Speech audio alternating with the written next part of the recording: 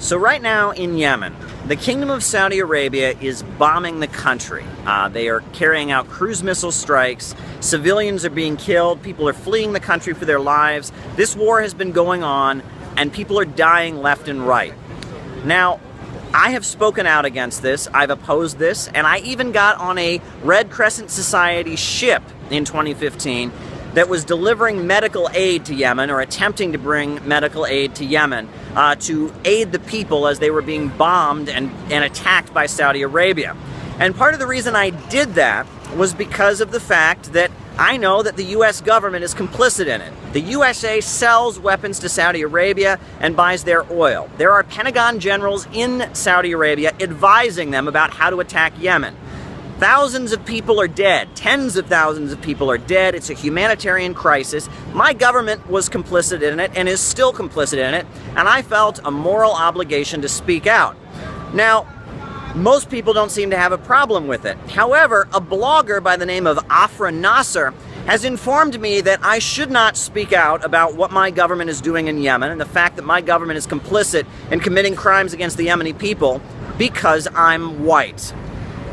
I don't understand this, but if you want to understand why the left is losing and why there is no anti-war movement in the United States and why the far right is gaining ground, it's statements like this.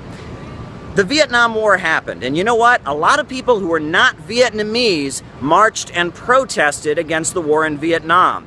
And when the Iraq War was happening and people were protesting against it, a lot of people in the USA that were not Iraqi opposed the attack on Iraq. But the left has degenerated. It's no longer about challenging the status quo, speaking up for justice, learning the truth, going against the grain. No.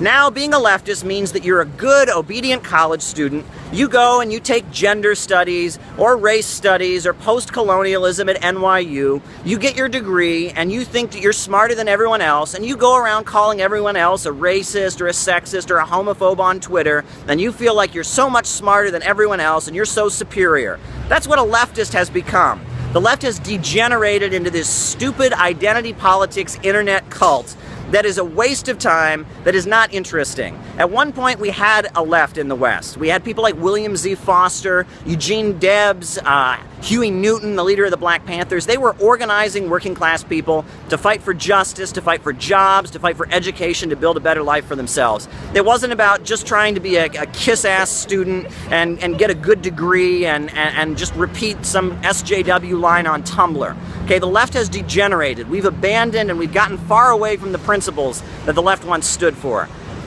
With all due respect to Ms. Nasser, I feel that as someone living in the United States, a country that is complicit in the war crimes being committed against the people in Yemen by Saudi Arabia, there is absolutely nothing wrong with speaking out against the crimes that are being committed there. And in fact, I would say that as a white American, I have an obligation to oppose the crimes that my government is committing. I'm sorry if I didn't pass the SJW test before opposing the crimes being committed by Saudi Arabia, backed by the United States and Yemen. And we really need to think about what's going on in American politics right now and why the far right is gaining ground and the left is losing.